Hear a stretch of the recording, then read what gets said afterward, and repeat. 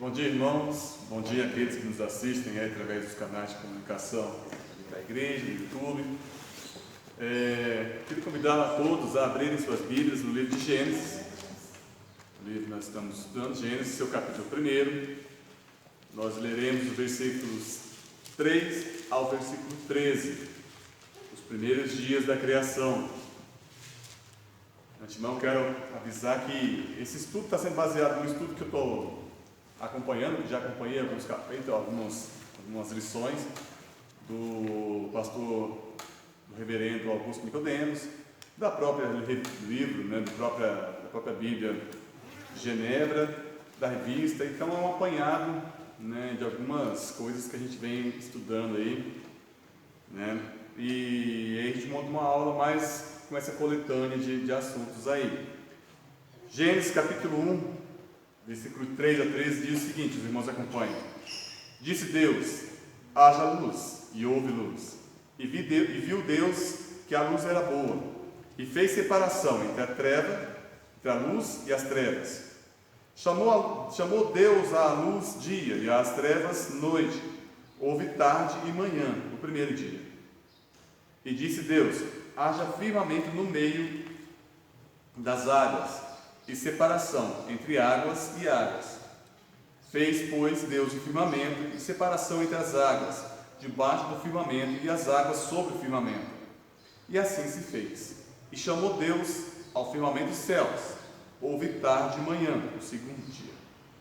Disse também Deus, ajuntem-se as águas debaixo dos céus num só lugar, e apareça a porção seca. E assim se fez. A porção seca chamou Deus terra, e ao ajuntamento das águas mares. E viu Deus que isso era bom. E disse, produza a terra relva, ervas que deem semente e árvores frutíferas, que deem frutos segundo a sua espécie, cuja semente esteja nele, sobre a terra. E assim se fez. A terra, pois, produziu relva, ervas que davam semente segundo a sua espécie, e árvores que davam fruto, cuja semente estava nele, conforme a sua espécie. E viu Deus que isso era bom. Houve tarde e manhã, o terceiro dia. Vamos orar? Vamos convidar o Jussara para fazer a oração para a gente.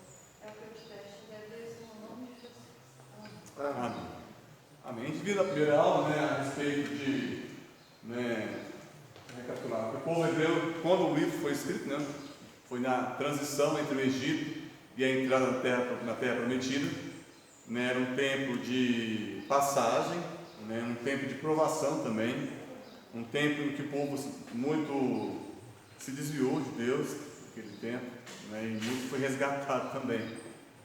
O alvo de Moisés, o objetivo dos livros, não só de Gênesis, mas também de todo o Pentateuco, dos 5 primeiros livros, era reorientar a visão teológica dos israelitas a respeito de falsas religiões, a respeito da visão errada de mundo, a respeito de conceitos errados sobre a vida. Então, os 5 livros da Bíblia, que é a Torá, os livros de Moisés, falam sobre quem são essas falsas religiões, tira o povo dessa falsa religião, apresentando a verdadeira. Cria uma nova cosmovisão, uma nova visão de mundo para esse povo e também corrige alguns conceitos errados.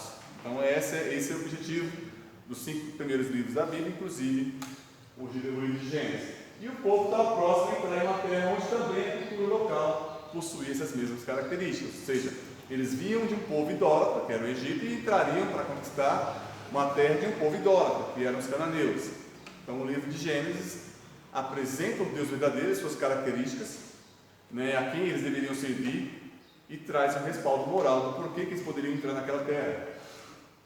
Moisés precisava mostrar a superioridade do Deus verdadeiro, aos deuses do Egito e aos deuses dos cananeus. Então existia uma diversidade de deuses, Deus do Nilo, o Deus do sol, o Deus da fertilidade, o Deus da chuva, o Deus do deserto, né? Aqui tem um pouco desses panteões aí, desses deuses, mas é só um pouco, tem vários outros, Deus do trovão, né? Não só os nórdicos adoravam os deuses do trovão, como Thor, né? Que a gente conhece aí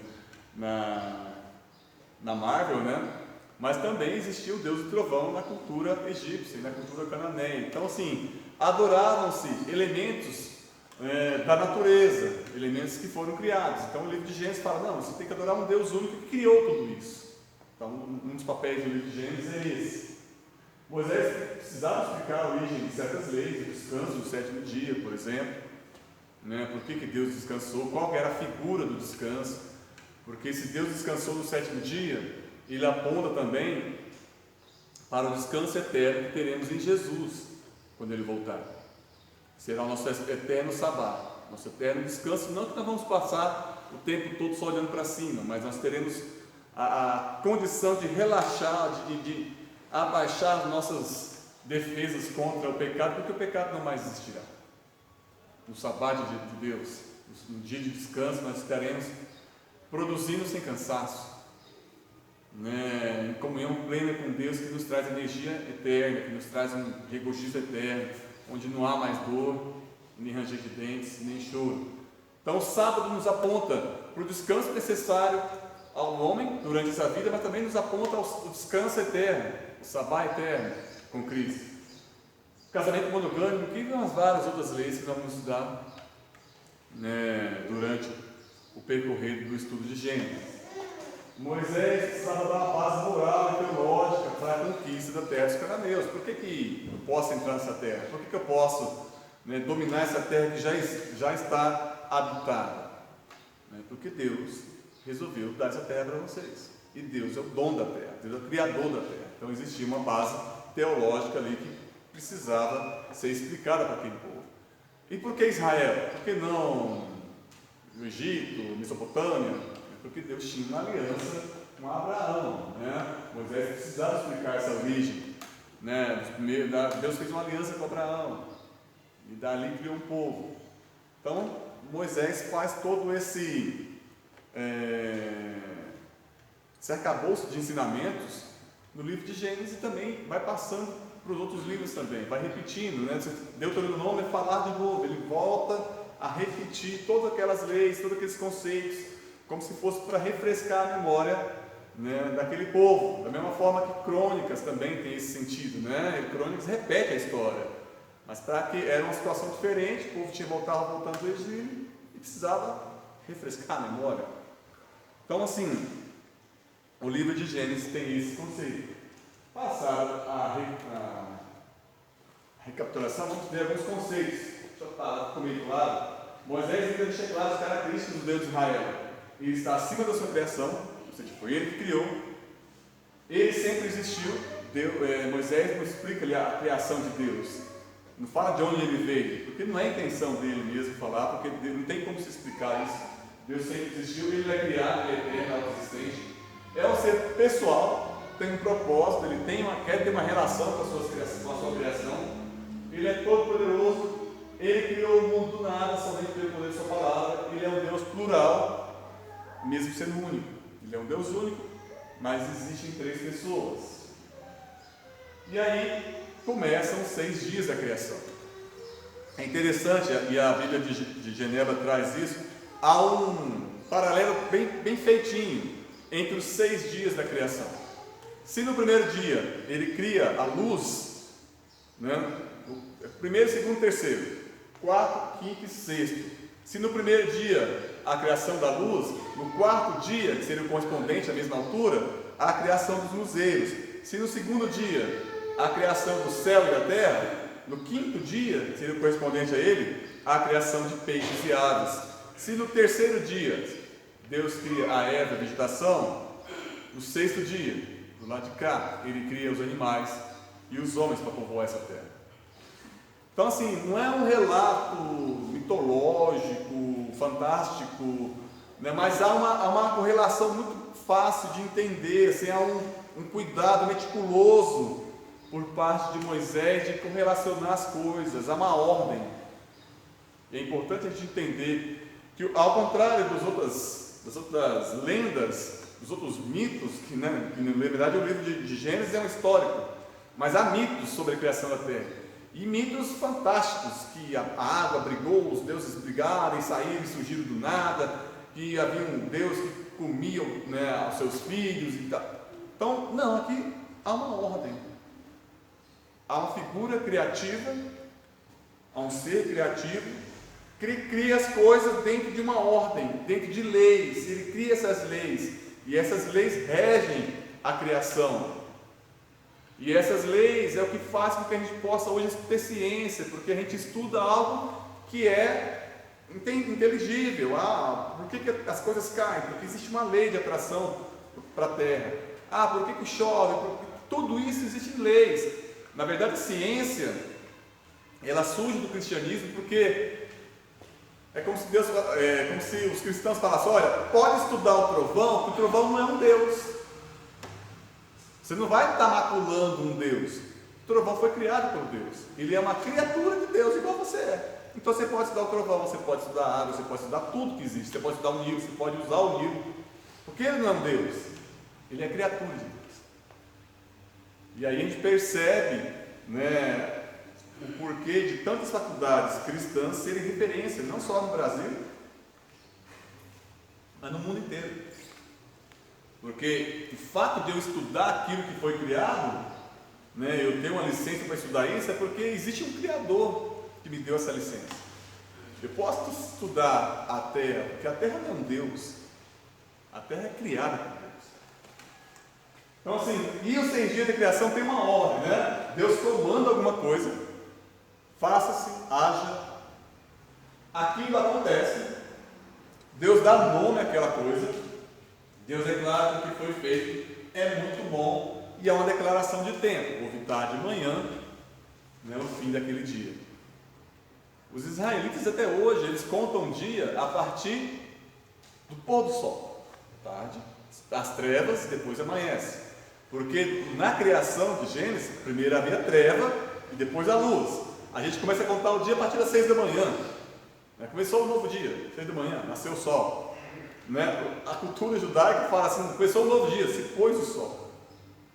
E aí vai haver a luz, tarde e manhã. É interessante, a gente não presta atenção nisso e acaba não percebendo quanto isso influencia até hoje a cultura judaica.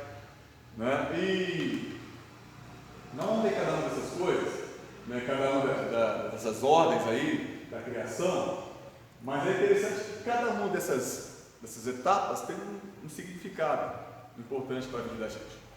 Mas vamos lá. Primeiro versículo, os primeiros versículos de 3 a 5. Né? Deus cria a luz e a separa da terra. Então, sim, Deus começa a organizar a massa criada por Ele. Como se Deus fizesse o Dino conhece bem isso, né? Misturou ali cimento, areia, cal e tá lá. Aí ele começa a organizar aquilo, a mexer com aquilo, e aí ele começa a se criar com aquilo. Né? É como se Deus começasse a colocar os tijolos no lugar, começasse a criar uma ordem a partir da massa que ele criou do nada. A massa está lá, o caos, o abismo, e ele começa a dar ordens. Né? Note para Moisés uma outra preocupação, a não ser mostrar que, com sua palavra, Deus ordena que haja luz. Isso acontece. Então a primeira preocupação de Moisés é: Deus falou e o negócio aconteceu. Como? Não interessa. Ou ele não revela. Então assim, a palavra de Deus tem o poder para criar luz. E na verdade a gente vai ver que durante os dias de criação, a palavra de Deus cria tudo. Tudo. O poder que há na palavra de Deus, ele persiste. E ele vive até hoje. E essa relação é importante a gente entender. Se é o poder da palavra de Deus que cria o mundo naquela época, que faz surgir a luz, é o poder da palavra de Deus hoje que faz surgir a luz no seu coração. Se há algo que pode iluminar o coração dos homens e fazer surgir uma nova criatura, é a palavra de Deus. Então Moisés está mostrando o poder dessa palavra, que vive até hoje. E nós temos, ainda que de maneira limitada, a revelação desse poder através da Bíblia, através da palavra de Deus. E a gente pode ser modificado, iluminado por essa palavra. Então, assim, é importante a gente entender isso, porque a partir do momento que eu entendo que a palavra de Deus, que criou o cosmos, eu entendo que a palavra de Deus pode criar uma esperança no meu coração, pode criar uma nova criatura, pegar o Jussione antigo e transformar no Jussione novo. Isso é um ato que inicia no espírito, através da conversão, mas que dá sequência através do estudo dessa palavra, que a gente tanto negligencia hoje. Ela continua sendo poderosa, e ela nos foi revelada, uma porção dela, uma porção de tudo aquilo que Deus tem de poder, está na Bíblia. É por isso que a gente pega o Gideão falando de um novo evangelho que ele deixou, um novo testamento que ele deixou no hospital, na prisão, e aí vem um rapaz aqui à frente, dá testemunho que virou de Gideão, que estava numa situação de depressão, numa situação de doença, numa situação de suicídio, e ele pega a palavra de Deus para ler e lê e transforma, e aquilo muda ele por completo, a vida dele muda. Por quê? Porque essa palavra tem poder, é a palavra de Deus. Eu nunca vi alguém falar que mudou de vida, que saiu da depressão, que deixou de bater na mulher, que largou a cachaça, porque leu Rubens Braga, o Monteiro Lobato, porque leu Clarice Lispector. Mas essa palavra, ela muda vidas, ela muda vidas, ela ilumina vidas. Então essa primeira lição que fica aí, Moisés quer mostrar, olha, tinha um negócio esquisito, um negócio sem forma e vazio, e Deus fala, haja luz, a gente fala piada, né? E ageu, né? E houve a luz, né? E houve essa luz. Deus deu ordem e a coisa aconteceu. E essa palavra, ela ainda tem esse poder de fazer as coisas acontecerem, pessoas modificarem seus padrões de vida, seus conceitos de vida, seu jeito de viver. Onde reside esse poder? Na palavra. Pois Deus que disse, das trevas resplandeça a luz, Ele mesmo brilhou em nossos corações, para a iluminação do conhecimento da glória de Deus na face. Do que a gente pode entender, que prova que Deus existe, é o poder que criou a terra, que ilumina os corações. Não adianta, eu não vou jamais provocar a conversão, porque eu não tenho esse poder, mas eu posso ser instrumento dela, nós vamos ver lá na frente. O poder que fez a luz, fit luzes, né? Em latim, faça-se a luz, ou haja a luz, é o poder que nos faz chegar a Cristo. O poder que foi usado para criar o cosmos é o mesmo poder que faz para criar uma nova criatura. Os três elementos que compõem Deus estão envolvidos na criação de um novo coração, para te tirar da treva e te colocar na luz. O mesmo poder, é a mesma ação. Disse Deus, haja luz, e houve luz. Isso porque a palavra de Deus é irresistível. Mas se Deus falou, haja luz, vai haver luz. E pronto. Jesus está passando na beira do mar, fala assim, segue. Os caboclos nem pensaram, já seguiram. A palavra de Deus é irresistível. Eu lembro muito bem quando eu trabalhava no boteco do meu pai, jogando sinuca nem tanto, mas bola com um litro de boa, arrancando a unha do dedão, e debaixo do dedão fazia uma bola de sangue, depois saiu o couro inteirinho, jogando bola na calçada, jogando bola com 20 de boa na calçada. Pegava 2 tijolos, colocava num canto, 2 tijolos no outro, e jogava bola com 20 de boa. Aí passavam os crentes para atrapalhar o nosso futebol. Cabelo debaixo do braço, né? E eu achava aquilo ridículo. Falava, mas que povo besta, esse povo aí, né? Vai com terno, barra do gás faz um calor, você não tem ideia, de terno, aqueles irmãozinhos da Assembleia de terno, carregando a mulher na garupa da bicicleta, indo para a igreja. Fala, meu pai eterno, que burrice, que povo besta. Passou-se o tempo, estou subindo uma montanha, na época eu era meio alpinista, assim, Barbados tem muitas serras e tal. Estou subindo uma montanha, a rocha que eu segurava soltou. Eu estava acima da copa das árvores, muito alto. Eu via o papagaio voando por cima das árvores, lá embaixo. E eu lembro que eu seguro, naquela época eu pesava 30 quilos menos que hoje, era muito mais forte. Joguei o corpo, peguei uma rocha e estou suspendendo para colocar o pé na outra lá de cima. Essa rocha que eu estava com as duas mãos nela e os pés soltos, soltou. Do nada soltou. E veio o bloco inteiro. Eu só falei, Jesus, e fechei os olhos, sabendo que ia morrer. Não tinha jeito, ia morrer. Ali não tinha o que fazer.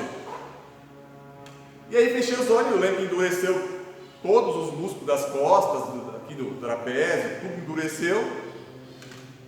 Eu escutei o barulho da rocha caindo e eu estou em outra rocha, com os pés na rocha, do outro lado. Aí eu terminei de subir a montanha, tinha uma cachoeira do lado, sentei do lado do riozinho, falei, alguém me segurou. E o nome que eu falei foi Jesus, então Jesus me segurou. Naquele dia houve luz na minha vida. Falei, vou procurar esse Jesus dos crentes.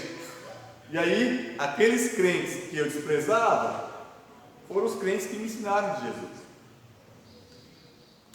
E fui na Assembleia, gosto muito da Assembleia, vou de vez em quando. Faz muito tempo que nós não vamos, mas eu vou de vez em quando, ia mais quando eu era solteiro.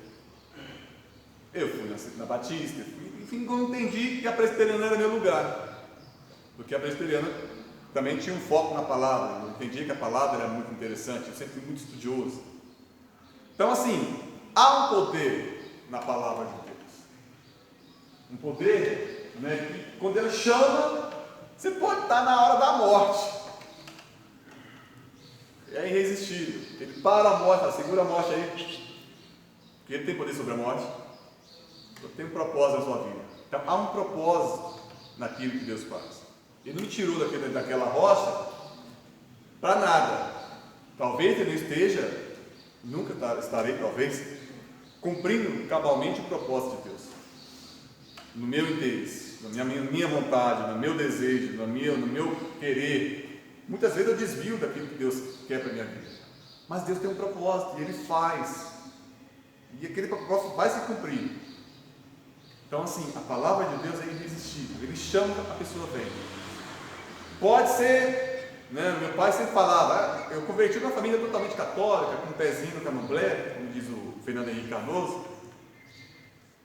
Meu pai falava que todo crente é um ex. Porque vocês são tudo ex. Ex-adúltero, ex-traficante, ex-matador. Falei, mas é isso mesmo. E tem que ser ex mesmo. Porque a palavra de Deus tira o cara dali e ele já não quer mais voltar para lá. Ou não deveria. Mas o poder da graça o sustenta fora daquele caminho. E ele é um ex mesmo. Todos nós somos ex alguma coisa. E viu Deus que era boa a luz e fez separação entre a luz e as trevas. Aquilo que Moisés chama de bom, para Deus, a gente tem que entender que Moisés estava escrevendo de uma forma que fosse compreensível para a gente. Se era boa, é porque cumpriu o propósito. É interessante aqui também a gente pensar algo. A luz existia antes da criação dos luminares, do sol, das estrelas. Bem parecido com aquilo que vai acontecer em Gênesis. Que não haverá sol e a luz de Deus iluminará os homens. Aqui aponta também, para aquela passagem lá. Ou seja, há uma forma de se ter luz sem se ter o sol, porque o sol não tinha sido criado ainda, e essa luz cumpriu o propósito dela. Era bom por quê? Porque cumpre a vontade de Deus. Acho interessante que o Augusto Nicodemos, quando ele cita essa parte, fala assim, como se fosse um Deus. Aí ele traz uma palavra que é humana, tivesse orgulho. Claro que Deus nunca vai ter orgulho, mas é como se Deus se satisfazesse né, orgulhosamente daquilo que fez. Então assim, Deus olha para a luz e fala, é boa. Por quê? Porque ela cumpre o propósito de Deus. Aí Deus vai olhar para a cara e fala assim, a cara até é boa. Por quê? Porque ela cumpre o propósito para o qual foi criada. Cumpre aquilo que, para aquilo foi resgatada e criada de novo. Ou seja, houve uma nova criação da cara. E aí, Deus nomeia. Interessante, muito importante isso aqui. Na cultura oriental, dar nome ou saber o nome é ter poder sobre. Tanto que Faraó, ele tinha um nome secreto e um nome que era o nome que todo mundo conhecia ele. Porque naquela cultura, naquele tempo, saber o nome verdadeiro era exercer poder sobre. Então Deus cria o dia e fala, você vai chamar dia, você vai chamar noite, você vai chamar terra, você vai chamar mar. O que Moisés está falando aqui é que Deus nomeia e tem poder sobre tudo aquilo que ele cria.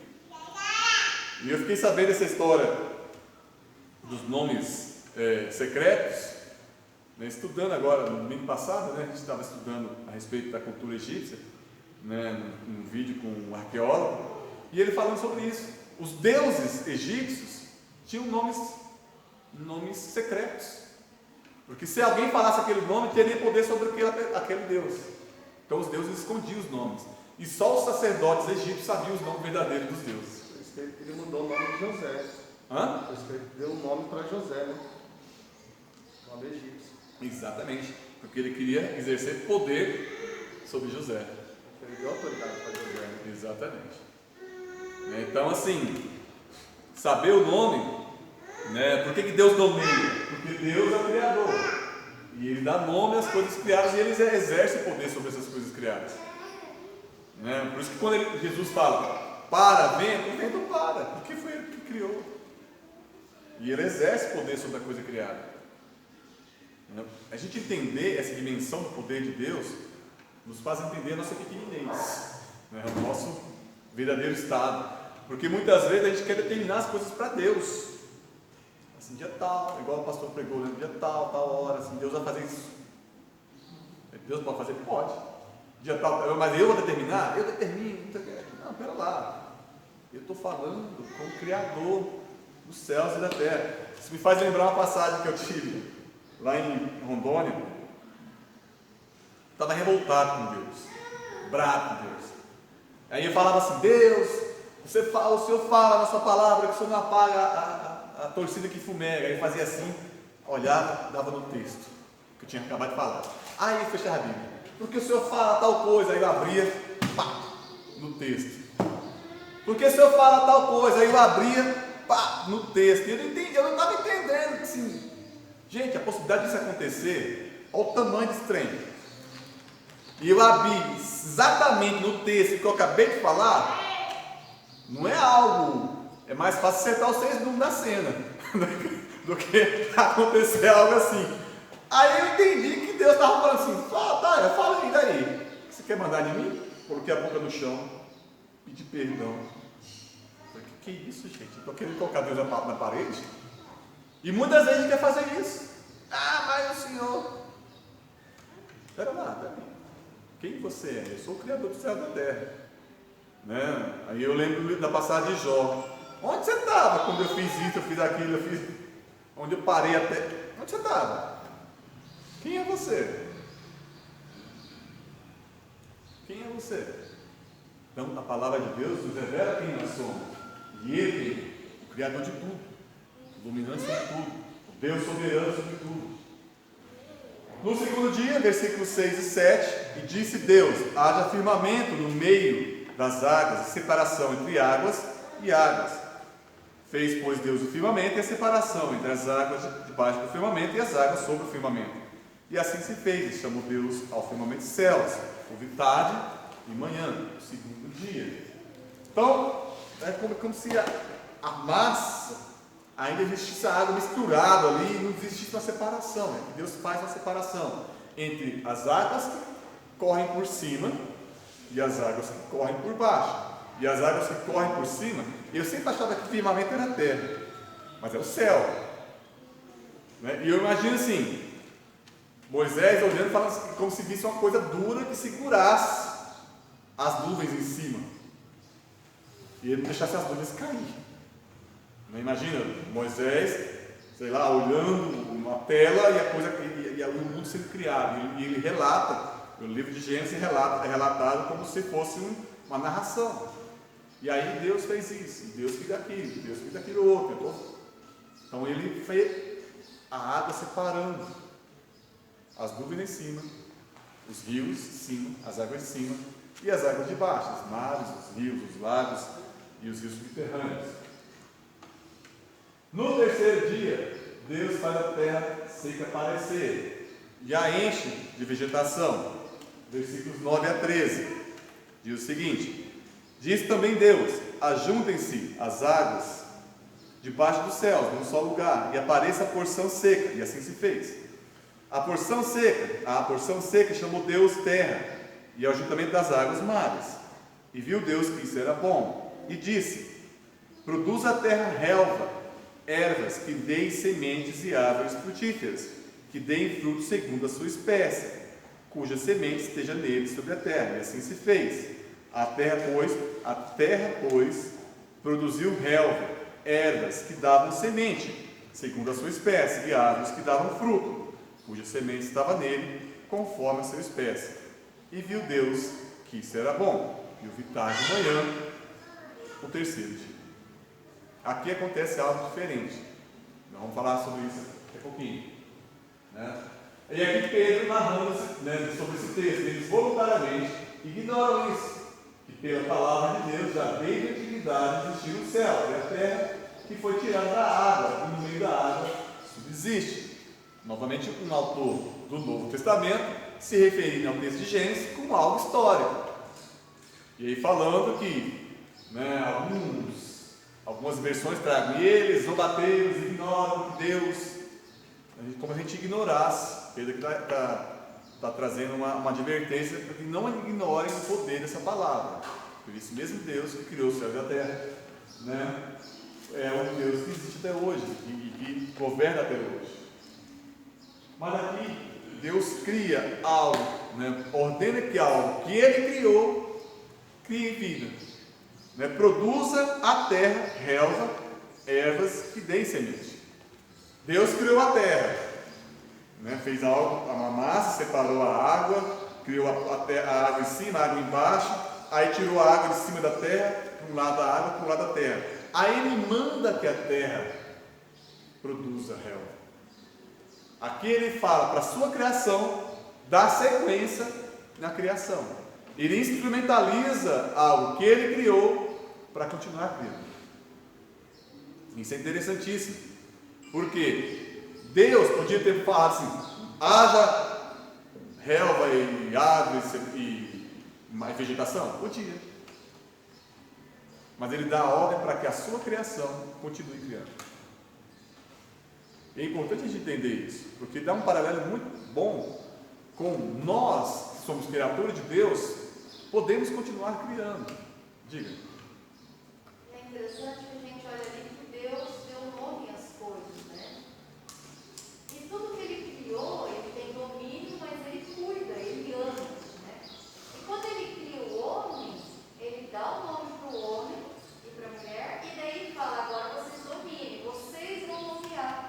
E é interessante que agora, com esse nomear, né, Adão nomeando as coisas, mostra o domínio que Ele tem sobre a criação. Deus transfere para Ele. Mas o ser humano não trata com o mesmo amor que Deus trata, né? Hoje em dia a gente não trata a criação e as coisas com o amor que Deus trata.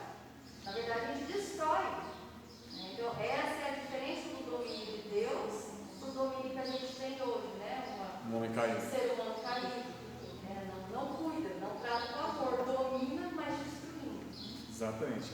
Né? E assim, a terra produzir, né, é como se Deus já começasse a transferir, né, para a criatura o poder de continuar criando. Claro que não é que Deus fala assim: tá, criei a terra, agora vocês se virem. Não, o poder que mantém a vida, que fez a Eva aparecer, é de Deus. Mas o instrumento é a terra. E aí a gente vê o poder de salvar uma vida da perdição eterna, o poder de provocar festa no céu quando a alma se redime, é de Deus. Mas o instrumento para fazer isso é a igreja. O instrumento para provocar essa nova criação é a igreja.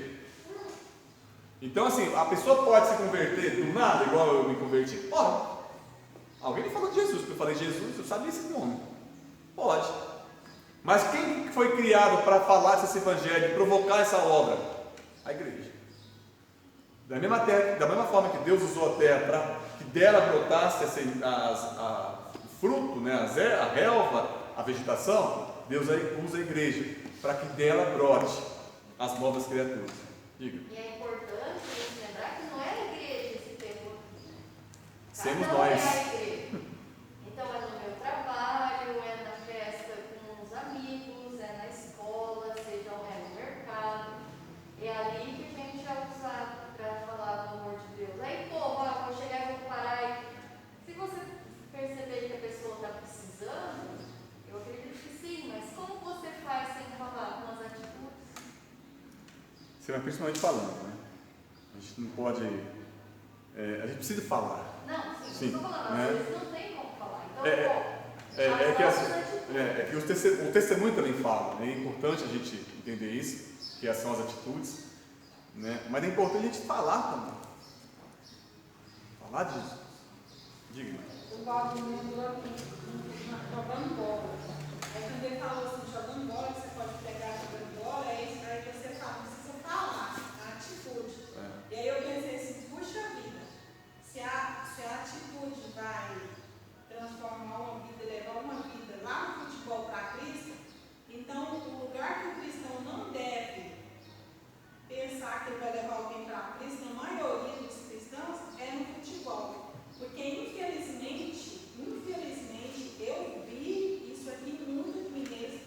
No futebol, os cristãos levam amigos que não são cristãos para evangelizar. E chega lá, o que os cristãos fazem? Xingam, brigam, chutam, batem. Aí é triste. E os não cristãos são os que ficam olhando e assim, o que é isso? Eu vi isso muitas vezes. Na verdade, a gente tinha um grupo de futebol evangelístico lá em Barra do Garça. E aí tinha um presídio que falava assim: o futebol revela aquele que está oculto, né? Traz à tona o animalesco do ser humano. Mas de fato é verdade. Né? Mal domado, a carne mal domada. Quem quiser conhecer o lugar poder, então quem quiser conhecer o cristão, põe Na bola. Infelizmente. Então, assim, produz a terra, né? Deus começa a usar as suas criaturas para produzir. E aí, uma vez, eu lembro da escola dominical que eu estava, e o professor perguntou assim, né? É Deus que salva, não é? Então para que pregar? Se é Deus que salva. Aí teve um que respondeu assim, mas aí eu vou ser instrumento de Deus para Deus salvar. Eu vou ser ferramenta na mão de um Deus que criou o cosmos, que criou tudo que há. E ele olha para a gente e fala assim: eu quero usar você, do jeitinho que você é, carequinho, né? Todos os nossos, do jeitinho que nós somos, com as suas limitações. Pegar Pedro, que é um pescador, João, que é um menino. João não devia ter mais de 15 a 20 anos quando ele foi chamado.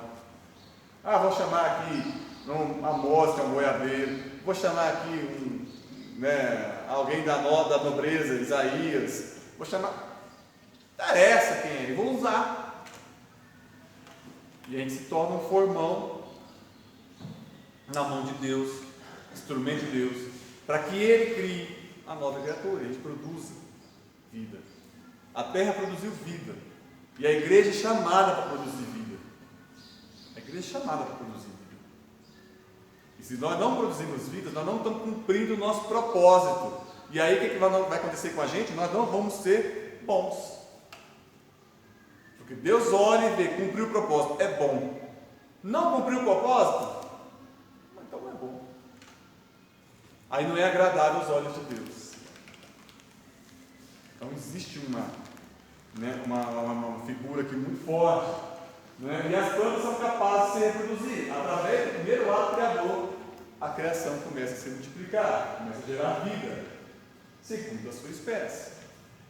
E aí aqui refuta completamente a teoria que todos nós nascemos da mesma ameba. Porque lá nos primórdios, um fluido, né, os minerais e as águas e os calor constituíram uma massa, e essa massa gerou micróbios, e os micróbios geraram amebas, e as amebas se evoluíram e criaram perninhas, e essas perninhas foram andando até que saiu da água e virou um bicho. Sei lá que bicho é esse. E esse bicho foi evoluindo, e aí desse bicho lá da ameba nasceram todos os seres. Tem um peixe, e aí o peixe resolveu nadar para fora da água, e ele nadou para fora da água e falou assim: vou criar pena. Aí criou pena e falou: virou uma ave. Não, isso aí não dá para aceitar. Que uma ave possa se adaptar aos ambientes, e se adapta, né? Até nós nos adaptamos. Quando eu não trabalhava no frigorífico, eu era bem mais pretinho. Bem mais pretinho. Agora que eu trabalho em frigorífico, que só vejo o sol no final de semana, eu sou mais clarinho. Então são adaptações que existem, e essas adaptações são naturais, são normais.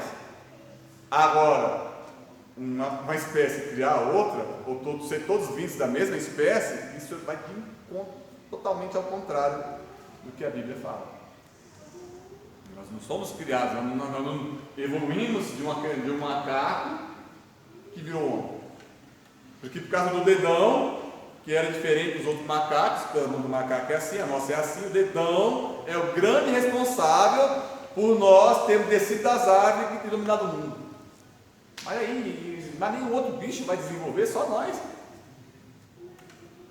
E aí vão se criando teorias que até hoje não se provam, que são ensinadas nas escolas, que estão aí por trás de uma série de outros, né, conceitos mundanos.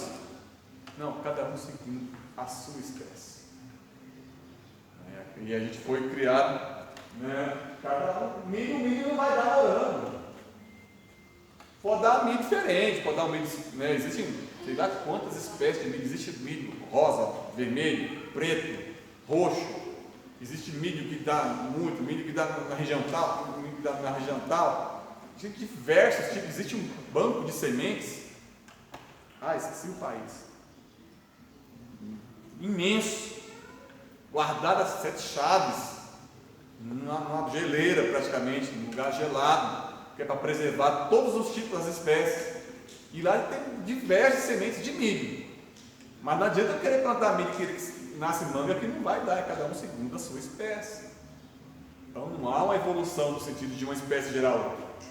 Um macaco gerou um homem, né? Um peixe aí virou um ser, um lagarto. Não dá. A gente crê nisso é ir totalmente de encontro, totalmente arrepio na palavra de Deus. E outra coisa, a criação reflete a natureza de Deus.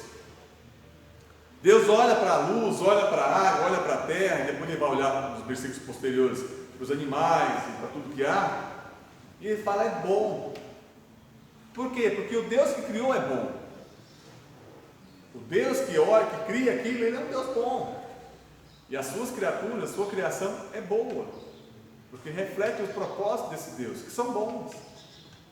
Eu que sei o que eu tenho a respeito, né, que eu penso a respeito de vocês, coisas boas e não ruins. Deus pensa a respeito das coisas que Ele faz, do povo dele, coisas boas. E Deus quer coisas boas para o seu povo. E Deus quer coisas boas para a sua vida. E Deus tem coisas boas para a sua vida. Deuteronômio, acho que 28, 29, né, que fala do caminho certo e caminho errado. Escolha.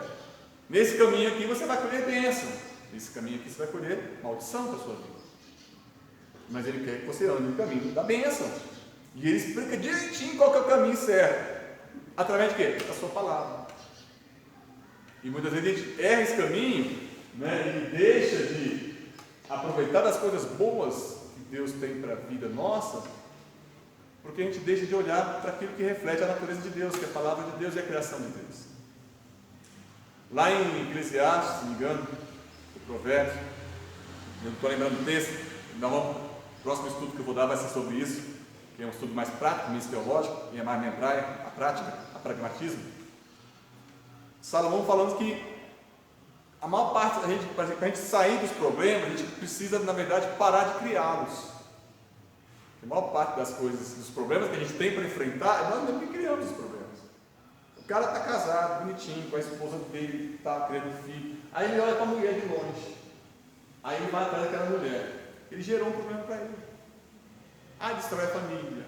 Aí acaba, tem que rachar a herança. E aí é divórcio, briga. E os filhos ficam com o lado da mãe. E aí, ele destruiu a vida dele. Mas quem que gerou o problema? Muitas vezes a gente deixa de conhecer a natureza de Deus, deixa de desfrutar da natureza de Deus, porque a gente deixa de conhecê-la através do estudo da palavra de Deus. Né? E a lição que fica para os israelitas, através desse texto, é que tudo que Deus faz revela quem Ele é, que Deus é bom. E o que Ele faz é bom. E Deus é bonito.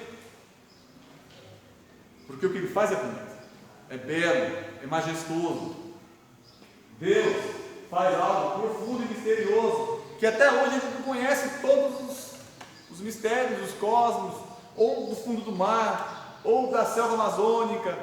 Até hoje a gente descoberta espécies novas, com tanto estudo, tanta gente fazendo faculdade, doutorado, para descobrir o sapinho colorido, o que tem na glândula dele, o que aquela glândula provoca. A Jussara me falou que a cannabis é um possível remédio para a Covid. Eu falo assim, cannabis é um santo remédio, tem remédio para tudo na cannabis, né?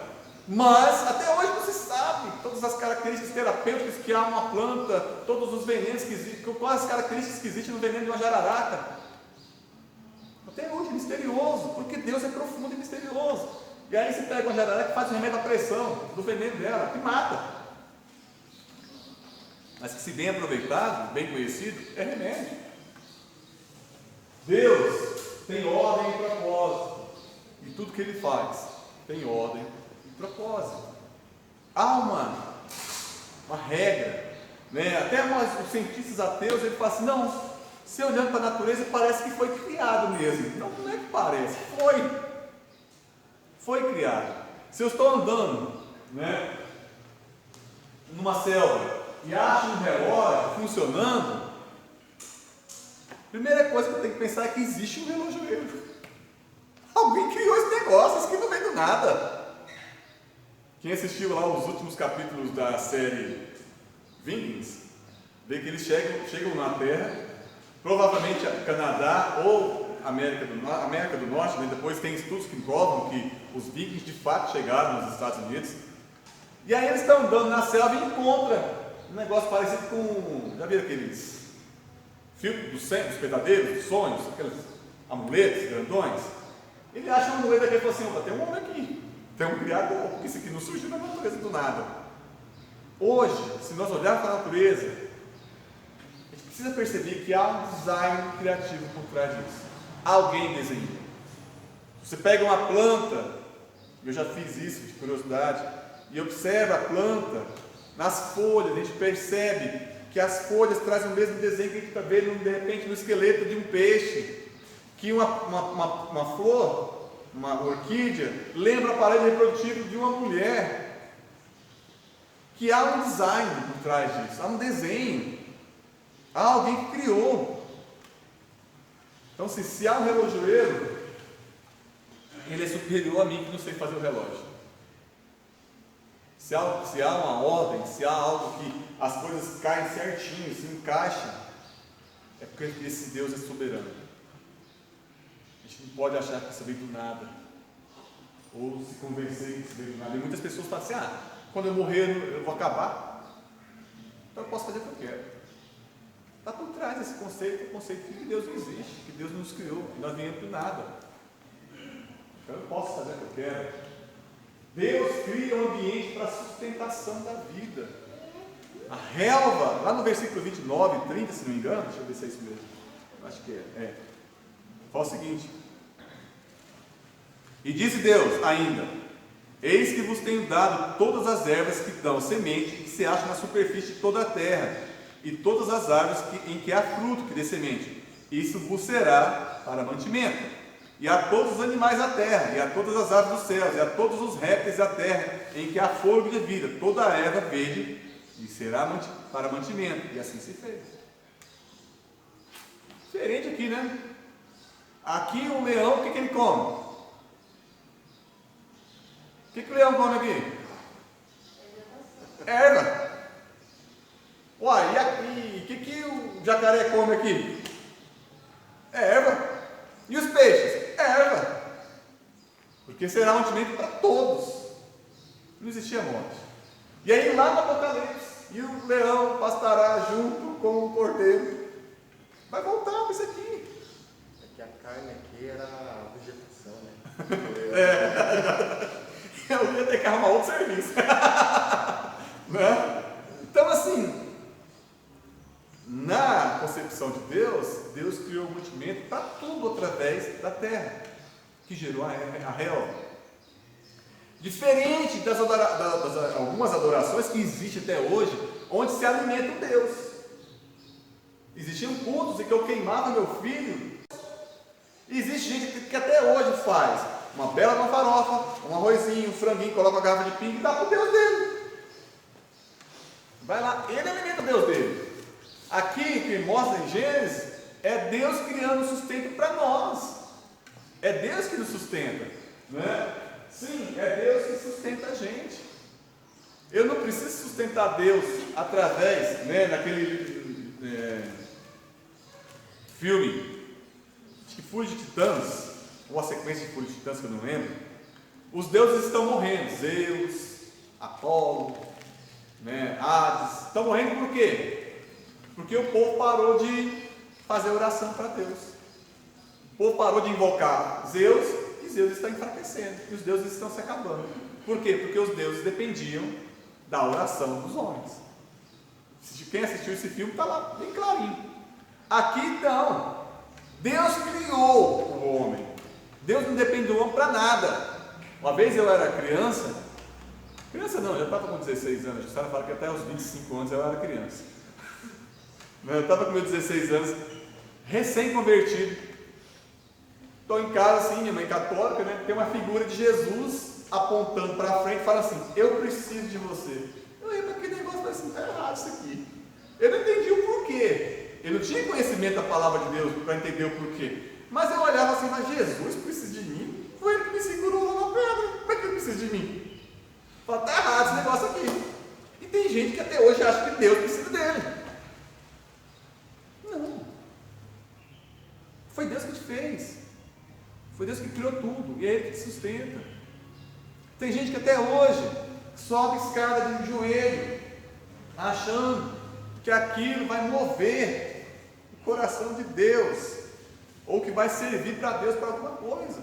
Tem hoje que até hoje acha o seguinte, né? A Jussara fez tanta coisa, vamos supor que já 100 anos que a Jussara morreu, mas ela fez tanta coisa boa, que ela adquiriu crédito com Deus. E aí hoje, como ela tem muitos créditos com Deus e Deus está devendo para ela, eu acendo uma vela para Jussara, Santa Jussara. E aí a Jussara vai usar um dos créditos que ela tem com Deus e me dá uma graça. Fala assim: pera lá, mas aí Jussara conquistou.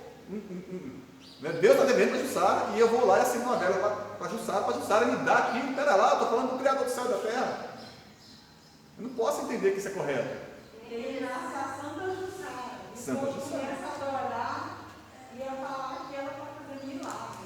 E é interessante que eles muitos nem citam o nome de Deus, né? Ai, graças a Nossa Senhora, Nossa Jussara das couves. que eu estou bem. Ai, graças a nossa, sei lá, São Pedro saiu a vacina. Eu acho interessante, isso nem fala o nome de Deus.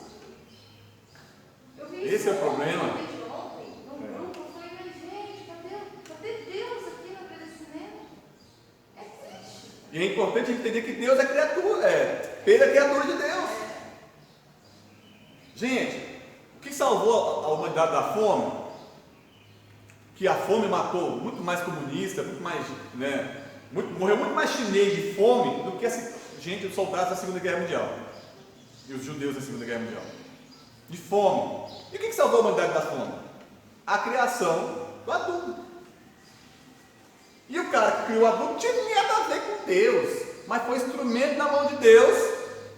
Porque antigamente, o que fazia para adubar a terra? Pegava esterco, inclusive humano, jogava na terra e produzia alimento. Pensa se nós até hoje dependêssemos do adubo normal, a adubagem bruta, orgânica. Estava todo morto de fome. Será que você acha que o adubo orgânico ia sustentar 7,2 bilhões de pessoas nessa terra? Não. E o que ia acontecer? Ele ia morrer de fome. Alguém criou um adubo, instrumento de Deus. Pode ser que a pessoa que criou a vacina nem conheça Deus, mas é instrumento de Deus para salvar. De repente é quem Deus quer salvar. Por que ele faz isso? Porque Ele é o Senhor Todo-Poderoso, Criador do céu e da terra. A graça comum de Deus. Né? A graça comum de Deus está lá sendo exercida. Deus escolheu fazer o universo em 6 dias para nos ensinar a descansar. Descansar. Inclusive descansar nele. Entregar o nosso espaço para Ele. Porque vai haver um dia que essa terra aqui vai ser restaurada através do poder de Jesus. E nós vamos ter nosso eterno sabá. Nosso eterno descanso nele. E desde já, a gente precisa entender que descansar é preciso. Eu estava vendo uma pregação de uma senhora lá da Jesus Cop, como é que é o nome dela? Val Gonçalves, né? E ela falando, como se livrar do cansaço? Aí ela fala, durma. Eu falo assim, realmente, preciso dormir. Mas tem muita gente que vive tão ansioso que nem dormindo dorme. Não se entrega, né, ao descanso, sabendo que existe um Deus que cuida dele.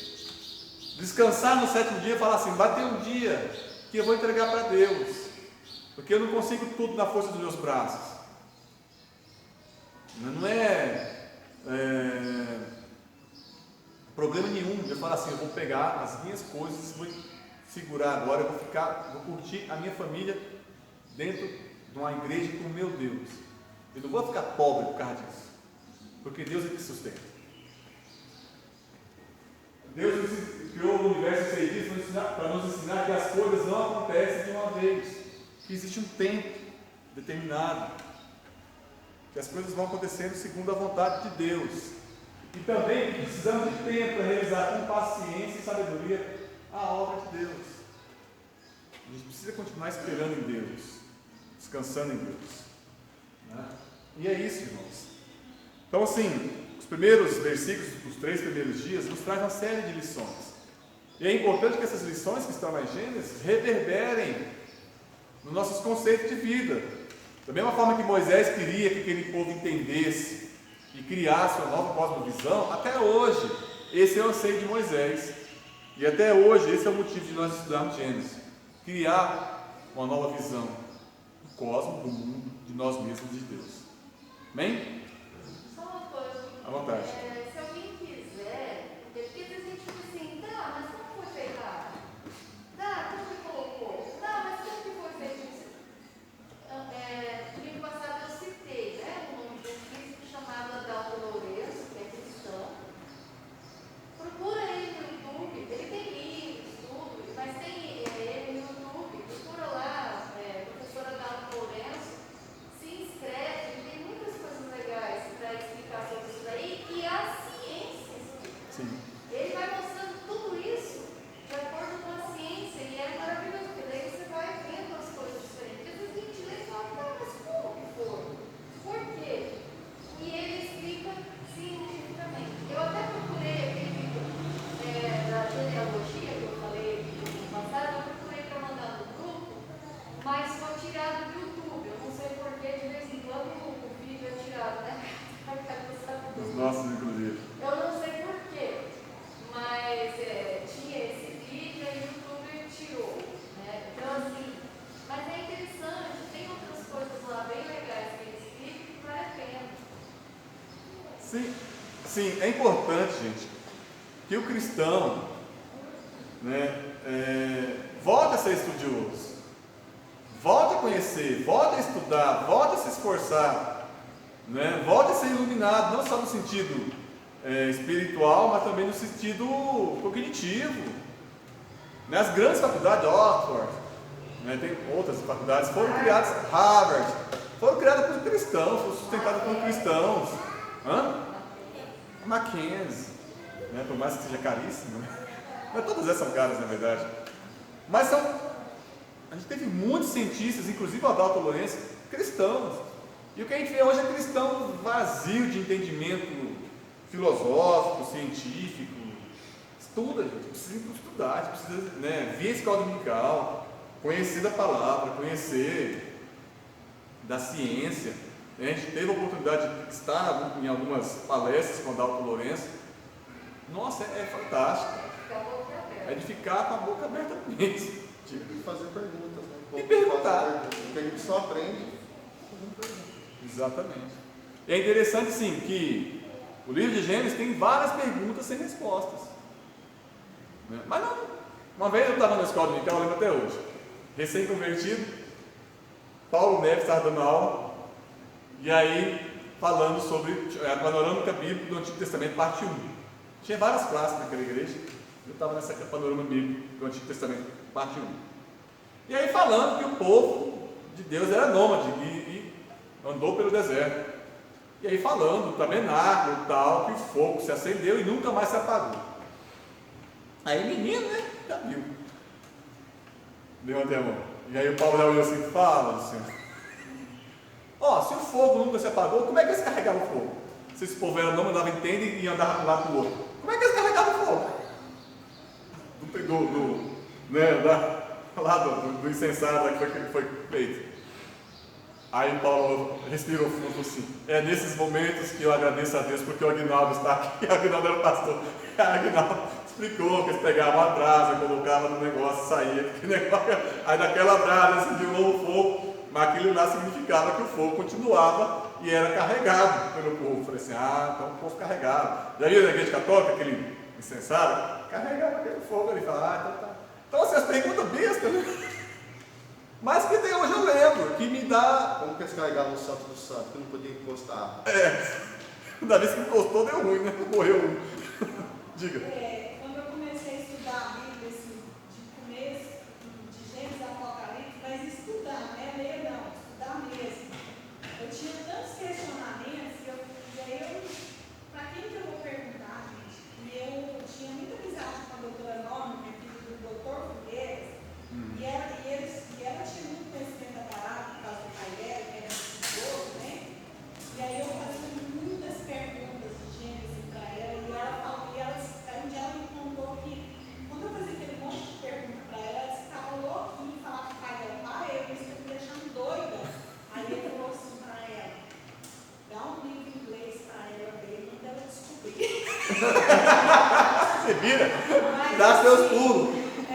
Mas assim, ela me deu muitas respostas, muita explicação, sabe? Né? Eu estava conhecendo a Bíblia, estava realmente estudando.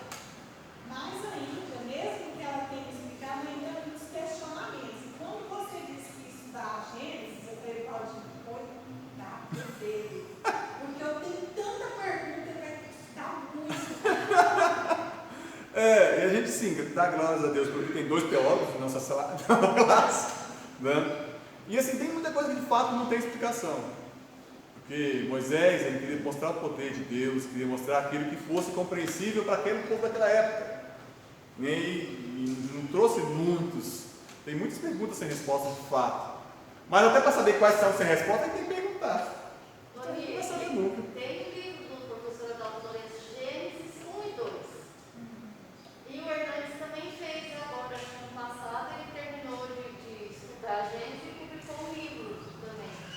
Tem que comprar esse livro. Nem tudo que Deus fez é para nós Saber. Sim, eu não sabe isso, né? Então, As coisas encobertas pertencem. Eu sei que tem muita coisa que eu nunca vou saber. Eu faço uma coisa face a face com ele, eu vou perguntar.